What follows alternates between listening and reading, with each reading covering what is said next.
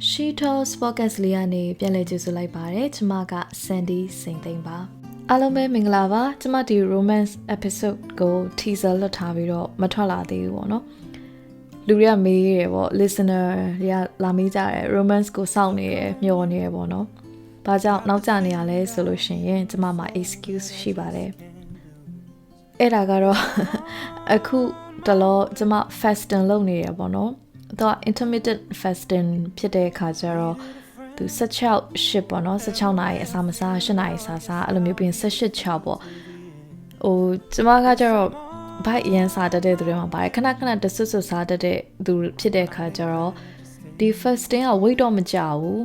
တော့ပေမဲ့ဘာဖြစ်စေလဲဆိုကျမကနည်းနည်းဟို self control ရစီတယ်ပေါ့နော်တော့ညဘက်ပေါ့ညဘက်တွေမစားတဲ့အခါကျတော့အတန်သွင်းတာကကျမကညဘက်မှာပဲသွင်းတယ်ညဘက်မှာပဲသွင်းတဲ့အခါကျတော့ဘိုက်စားတဲ့အခါကျတော့အတန်မသွင်းနိုင်တော့အဲ့ဒီဟာကကျမရဲ့ reason ပါ excuse ပါဒီဟာနောက်ကျသွားတာပေါ့နော်အဲ့တော့ romance ကြောင့်ကိုကျမပြောပါမယ်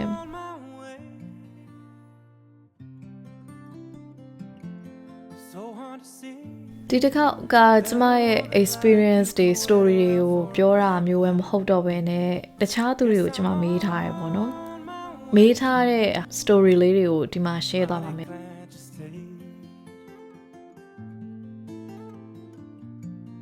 ပထမဆုံးအနေနဲ့ romance ကိုပြောမယ်ဆိုလို့ရှိရင်သူက dictionary meaning ပေါ့သူကပေါ့နော်လူတစ်ယောက်နဲ့တစ်ယောက်ကြားထဲမှာ attraction တွေဖြစ်တဲ့အခါမှာအဲ့ attraction တွေပေါ်မှာ base လုပ်ပြီးတော့ဖြစ်ပေါ်လာတဲ့ခံစားချက်တွေပေါ့နော်အဲ့ဒီဟာကအရင်ဆုံး very basic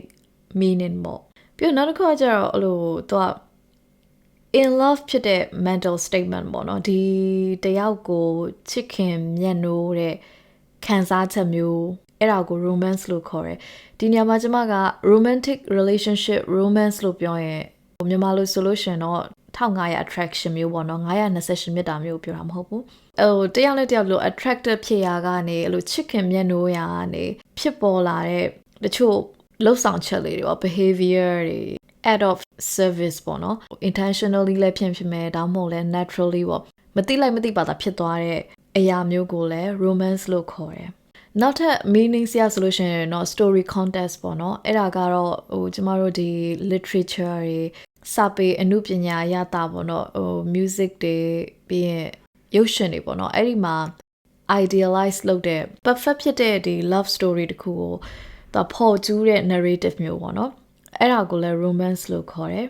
ဒါပေမဲ့ဒီလိုနေ့စဉ်ဘဝမှာပေါ့နော်ကျမတို့တွေပြောလို့ရှိလေ roll ပေါ့နော်romantic ဖြစ်တယ်လို့ပြောလို့ရှင်ဘာတွေပါလဲဆိုရင် flowers တွေပန်းတွေပေးရတော့လို့ expensive gift တွေလက်ဆောင်ပေးမှတော့နောက်တစ်ခုဒီလို dinner date တွေပေါ့နော်ဒါတွေကမှ romantic ဖြစ်တယ်လို့ typically ပေါ့နော်လက်ခံလာကြတယ်အခုနောက်ပိုင်းမှာတကယ်ကျမတို့ပြန်ကြည့်မယ်ဆိုလို့ရှင် romance ကနေ့စဉ်ဘဝထဲမှာရှိရ attention ပေါ့နော်ကိုယ်ပေးလိုက်တဲ့မထင်မှတ်တဲ့ attention လေးတို့ပြီးလို့ရှင်မထင်မှတ်တဲ့ care တို့ view site တာတို့ပေါ့နော်ပြီးရင်ဒီခံစားချက်ကိုဖော်ကျူးဖို့အတွက်လှုပ်ဆောင်တဲ့အားစိုက်ထုတ်မှုတွေ effort ပေါ့ပြီးနောက်တစ်ခါကျတော့ကျွန်မထင်တာပေါ့နော် respect and safety ဒီနေရာမှာ respect ဆိုတာက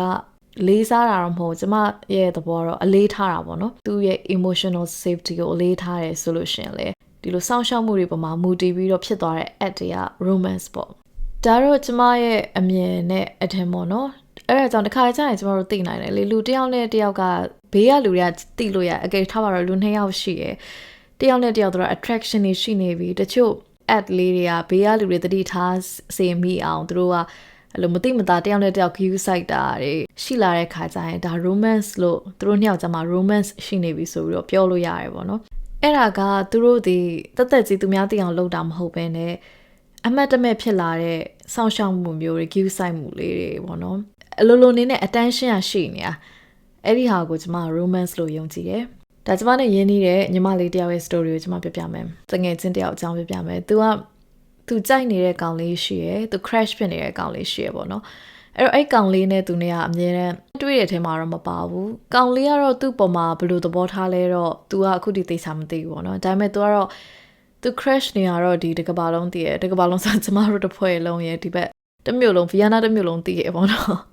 ဆိုတော့အဲ့ကောင်လေးပေါ်မှာတော့အဲ့လို crash တာရှိရဲသူတို့နှစ်ယောက်ကလည်းဒါပေမဲ့ကောင်လေးကဒီမှာနေရတော့မဟုတ်ဘူးသူတခြားမြို့မှာနေရပါတော့တခြားမြို့မှာနေရဆိုတော့သူတို့ကအဲ့လိုတစ်နှစ်တစ်ခါလောက်တော့စုံတယ်ဆိုတော့ကိစ္စရရှင်သူခီးသွားရင်တော့လည်းကောင်းပေါ့နော်အဲ့ကောင်လေးကိုတော့လေတော်တော်ကြွေးတာပေါ့နော်ကြွေတာကဟိုလိုမျိုးကြီးအမရယူလို့ကျင်တာရပါရဲ့မဟုတ်အဲ့ကောင်လေးနဲ့ပတ်သက်တာတွေသူကအမြဲတမ်းလေးလာစုံစမ်းသိချင်နေတာပေါ့နော်ဒါဆိုတော့သူ့အတွက်ကဒီကောင်လေးသူ့မှာ romance ရဲ့ဒီကောင်လေးပေါ့နော်နှစ်ဖက်တော့မဟုတ်ပေါ့တစ်ဖက်ကပေါ့နော်တစ်ဖက်ရှိကကြောကျမတို့ရပြောပေါ့ဟိုဘက်ကကောင်လေးစိတ်ဝင်စားတယ်စိတ်ဝင်စားနေတဲ့တခြားပြောင်း crash ပါညာပြောပြမယ်သူကတကယ်ကိုအဲ့ကောင်လေးကို crash ဖြစ်တာတော်တော်ကြာနေပြီအဲ့တော့အဲ့ကောင်လေးနဲ့သူနဲ့ကတော့အဲ့လိုမျိုးမိတ်ဆွေတငယ်ချင်းလိုပဲသွားကြလာကြပေါ့နော်ရှိကြပေါ့နော်ဆိုသူစိတ်ထဲမှာအများနဲ့ good feelings ရှိရတဲ့ကောင်လေးအတွက်ကိုနဲ့သူတို့ကဒီလိုပဲအချိန်တစ်ခုကြာလာတယ်ပေါ့နော်နှစ်လောက်သူ crash နေကျမသိထားတာအောင်နှစ်ပေါ့နော်ရှင်းပါတယ်သူကြိုက်နေရလဲဖြစ်မှာပေါ့နော်ဆိုတော့တခါကျတော့အဲ့ကောင်လေးကလာလေတယ်ကျမတို့ရှိရမျိုးလာလေဆိုတော့သူဒီလိုပဲပေါ့နော်ဆမ်မာဆိုခီးထွက်တာပေါ့ကျမတကယ်စကမှလည်း host လုပ်ပေးတယ် host လုပ်ပေးပြီးတော့သူတို့တွေတွားကြလာကြပေါ့နော်သူမရောက်ဘူးတဲ့အလို museum တို့ park တို့လိုက်ပို့ပေးရပါရှိရသူတို့နှစ်ယောက်ရဲ့ဆက်ဆံရေးရတော့နည်းတော့အဲ့လို romantic တဲ့တော့မပါဘာလို့ဆိုချစ်သူရေးစားမဟုတ်နေဘူးပေါ့နော်ကောင်လေးကဘာလို့စိတ်ဝင်စားလဲတော့ကျမတို့လည်းမသိဘူးသူလည်းမခံမရအောင်ဒါပေမဲ့ကောင်လေးဘက်ကတော့နည်းနည်းအဲ့လိုအေးအေးဆေးဆေးပုံစံမျိုးပေါ့အဲ့နဲ့တခါကျတော့သူတို့ကဘယ်သွားလဲဆိုတော့ဒီကျမတို့ဒီမှာ share Prada လို့ခေါ်တဲ့ဒီ amusement park ပေါ့နော်သူကကောင်လေးကိုအဲ့ကိုခေါ်သွားပြီးတော့ဒီ fan ride တွေ roller coaster တွေစီးကြမယ်ပေါ့ဘာညာဆိုခေါ်သွားတော့ကောင်လေးကအရင် excited ဖြစ်သွားတာပေါ့နော် excited ဖြစ်တာဟာစီးမယ်ပေါ့ဘာညာဆိုတော့တော်ပြီးတော့ roller coaster စီးဖို့လို့တော့ကျမတငယ်ချင်းကောင်မလေးကသူကမစီးရဘူးတရားကနည်းနည်းကြောက်ဖို့ကောင်းတယ်ဆိုသူမစီးရတဲ့ခါကျတော့ကောင်လေးကိုပဲစီးခိုင်းလိုက်တယ်ပေါ့နော်ကောင်လေးကိုစီးခိုင်းပြီးတော့အောက်မှာစောင့်နေကောင်လေးကလည်းစီးတက်စီးပြီးတော့အဲ့ ride ကပြီးသွားခါကျတော့ပြန်ဆင်းလာတဲ့အချိန်မှာကောင်လေးရဲ့မျက်နှာအဲ့လိုမျိုးသူစီးချင်တာစီးလိုက်ရပဲသူအရန်ပျော်ပြီးတော့သူ excited ဖြစ်ပြီးတော့သူအဲ့လိုဘယ်လိုခေါ်မလဲ compartment တွေသူထွက်လာတဲ့ခါကျတော့အဲ့မျက်နှာလေးကိုမြင်တဲ့အချိန်မှာကျမတငယ်ချင်းကအဲ့ကောင်လေးပျော်တာကိုမြင်ရတဲ့အတွက်သူ့ရဲ့စိတ်ကအဲ့လိုမျိုးနှွေးထွေးသွားပြီးတော့အဲ့ခန်းစားချက်ကဘာနဲ့မှမတူဘူးတဲ့အဲ့လိုပြောတယ်အဲ့ဒါကသူ့အတွက် romance ပဲဘာဖြစ်လို့လဲဆိုတော့ဒီကောင်လေးကိုသူမေတ္တာရှိရပေါ့ good feelings ရှိရသူချစ်တဲ့သူကိုသူကအလိုလိုက်တယ်ပေါ့နော်လှုပ်ချင်တာပေးလှုပ်လိုက်ရတဲ့သူကပျော်သွားတဲ့အတွက်ရည်နေတာလေးကိုမြင်တဲ့အချိန်မှာသူ့ရင်ထဲမှာအဲ့လိုဘလို့မှမဖော်ပြနိုင်တဲ့ခန်းစားချက်မျိုးရတယ်တဲ့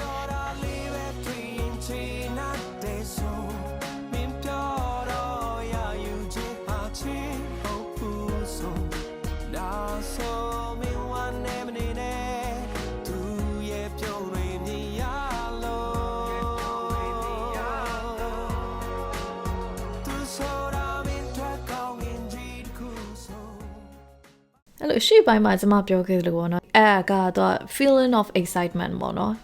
ဒီနောက်တစ်ခါကျတော့ gesture ပေါ့intentionally လုပ်တာမဟုတ်တဲ့ gesture ပေါ့ဒါကတော့ကျမနောက်ထပ်အတိအကိုတယောက်ကိုမေးထားပါနော်ဆိုတော့သူ့ရဲ့ romance ကကြတော့သူကကျမတို့သူရှင်းပြတာအမျိုးသားတယောက်အနေနဲ့ဒါကတော့မြန်မာအမျိုးသားပေါ့နော်အဲ့လိုပန်းစည်းတွေသူက gift တွေကိုသူ့ရဲ့အမျိုးသမီးပေါ့နော်ကိုပေးတာမျိုးတော့မဟုတ်ပဲနဲ့သူ့အမျိုးသမီးပြောအောင်လို့တခါကြလို့ surprise သူ့အမျိုးသမီးဘန်းအကောင့်တွေကိုသူ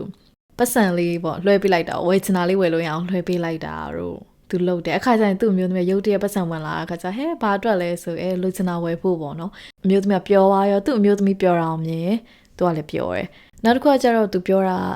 သူတို့နှစ်ယောက်လမ်းဖြတ်ကူးကြရထားပါတော့နော်လမ်းဖြတ်ကူးတဲ့အခါမှာကားလာတဲ့ဘက်ကိုသူကနေပေးရသူပြောရဲအမှန်တော့ညီမရဲ့တဲ့တကယ်ကားတိုက်သွားရင်နှစ်ယောက်စလုံးပါသွားနိုင်တာပဲသိနိုင်တာပဲပေါ့နော်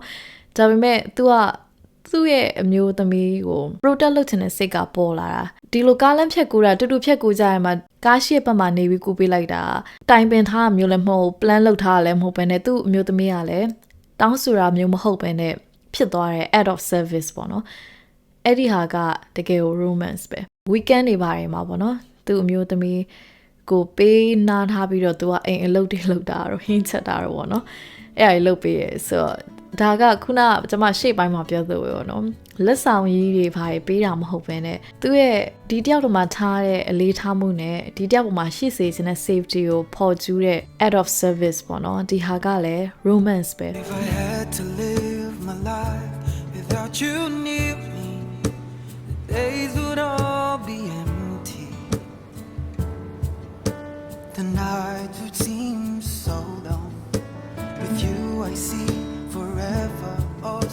clearly ကျမတို့က romance ကကြတော့ထားပါတော့ဗောနော်လူတွေအုပ်စု social setting ရှိရပေါ့အဲ့ social setting မှာလူတွေ main ကလေးတွေအများကြီးရှိနေရင်တောင်ပေါ့နော် attention ကကိုယ့်ပေါ်မှာပဲရှိနေတဲ့အရာမျိုးကိုကျမ romance လို့ကျမ personally ထင်တယ်ပေါ့နော်ကိုယ်ကလည်းစကားတွေပြောနေမယ်ချားလူတွေနဲ့ social interaction တွေရှိနေမယ်ဆိုရင်တော့မှကိုပဲအာယုံရှိနေတယ် attention ရှိနေတယ်အရာမျိုးဆိုအဲ့လူနှစ်ယောက်ကြားထဲမှာ romance ရှိရပေါ့နော်အဲ့လိုမျိုးဆိုကျမသဘောကျတယ်ဘာလို့လဲဆိုလောကကြီးက distraction အများများမလားအဲ့လို distracted တွေဖြစ်နေရဲ့ connection ကောင်းမရဘူးအဲ့ခါကျရင်ကျမ romance ရှိရလို့လည်းမထင်ဘူးပေါ့နော် romance ဆိုတဲ့သဘောကအရင်ကိုပြင်ဆင်ထားတာမျိုးမဟုတ်ပဲ plan လုပ်ထားတာမဟုတ်ပဲနဲ့ signal မိနေတာပေါ့နော်နောက်ထပ်တငယ်ချင်းတယောက်ပြောတာကျတော့သူ့အတွက် romance ကပါလဲဆိုလို့ရှိရင် तू ကအစားကြိုက်တယ်ကွာအစားကြိုက်တော့ तू ကအဲ့လိုသူ့ဟာနဲ့ तू ပေါ့နော်ထားပါတော့เนาะအလုပ်တွေလုပ်နေတယ်သူနဲ့တူနေတဲ့သူ့ရဲ့ partner ရှိရပေါ့အခါကျတော့သူဟာနဲ့သူအလုပ်တွေများ stress တွေများ computer ရှိမှလုပ်နေတဲ့အချိန်မှာသူ့ရဲ့ partner သူ့စီကိုလို့ပမို့မီးခင်လေးကိုယူလာအသေးပုံစံလေးနဲ့သူ့ပင်နာမှာလာချပေးရပေါ့နော်ဆိုတော့အဲ့ဒါဆိုလေ romance ပဲအပြင်ကိုခေါ်သွားပြီးတော့ expensive dinner date တွေ wine နေနဲ့လုပ်ပေးတာမဟုတ်ပဲနဲ့ stress များနေတဲ့အလုပ်များနေတဲ့ကိုယ့်ကောင်မလေးကိုသွားလို့ဘေးနားကနေအစားတောက်လေးလာချပေးတော့မှသူ့ရဲ့ love ပေါ့နော်ဒီ affection ကိုပေါ်ကျူးတဲ့အနေနဲ့အသေးပုံလေးပေါ့ဆိုတော့အဲ့ဒါက effort ထဲမှာပါတယ်ပေါ့နော်ဗျာလေးကိုသူအားစိုက်ထုတ်ပြီးလုပ်ပေးရဲဆိုတဲ့ဟာမျိုးဆိုအဲ့ဒါကိုလည်းကျမက romance လို့မြင်ပါတယ်ကျမဒီမှာပြောချင်တာအဲ့ romance ကြီးရှိသွားလို့ပေါ့နော် love story ဖြစ်သွားပြီ relationship ဖြစ်သွားပြီဆိုတာမျိုးလုံးဝမဟုတ်ဘူးသူအမြဲတမ်းလည်းမရှိဘူးလုံးယူထားလည်းမဟုတ်ဘူးပြီးတော့အုံနောက်ကလာတဲ့ခံစားချက်လည်းမဟုတ်ဘူးအဲ့တော့ဒီဟာလေးရှိလို့ဒီနှစ်ယောက်ကတော့ကြိုက်သွားလောက်ပြီး couple ဖြစ်သွားလောက်ပြီးဆိုလည်းမဟုတ် relationship တို့ marriage တို့ဒီ mountain တို့ကကြတော့လို့အများကြီး terms တွေရှိရဒီ rules တွေရှိရပေါ့နော် effort တွေအများကြီးရှိရတချို့ဟာတွေဆို feeling ကြောင့်မဟုတ်ဘဲနဲ့အုံနောက်နဲ့ရွေးချယ်ရတဲ့ဟာမျိုးရှိရ so romance ကအမှန်တိုင်းပြောရင်တော့ကျမအတွက်ကနည်းနည်းကြပြဆန်တဲ့ဟာမျိုးဖြစ်နေရပါတော့ကြပြဆန်တယ်အဲ့ရလာတဲ့ effort တို့ attention တို့ဒီလုတ်ပေးကင်ပေးရတယ်ဆိုတာငါလုတ်ကိုလုပ်ရမယ်ဟေ့ဆိုရဲဒီ obligation ပေါ့နော်အဲ့ဒီတာဝန်အရာဆိုတဲ့ထဲပါတာမဟုတ်ဘဲနဲ့တူဖြစ်သွားတာအဲ့ဒါကို romance လို့ကျွန်မပြောချင်တာတခါကြလို့ရှင်အရန်တေချာတွဲနေတဲ့ကြာနေတဲ့အတွဲတွေမှာတော့မှအဲ့ romance ကရှိချင်မှရှိတာပြောင်းနေတတ်တာဘာလို့လဲဆိုတော့အဲ့လူနှစ်ယောက်ဒီ relationship ထဲမှာရှိနေတာဒီသူတို့ရဲ့ decision သူတို့ရဲ့ commitment သူတို့နေရမယ်ဆိုတဲ့ terms တွေ rules တွေရှိတဲ့အတွက်နေတာတကယ်ကျတော့အဲ့နှစ်ယောက်ကြား attraction ကနေရလာတဲ့အခါကြလို့ရှင် romance ကလည်းပျောက်သွားတတ်တယ်အဲ့တော့ဒါကတော့ကျမရဲ့ romance အမြင်ရဲ့ကျမဘေးနားမှာရှိရဲ့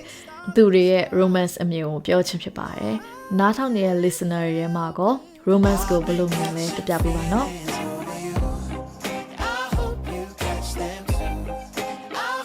ဒီ episode ကတော့ဒီလောက်ပါပဲနောက်ထပ် episode တွေမှာပြန်လည်ဆုံတွေ့မယ်နော်ကျေးဇူးတင်ပါတယ်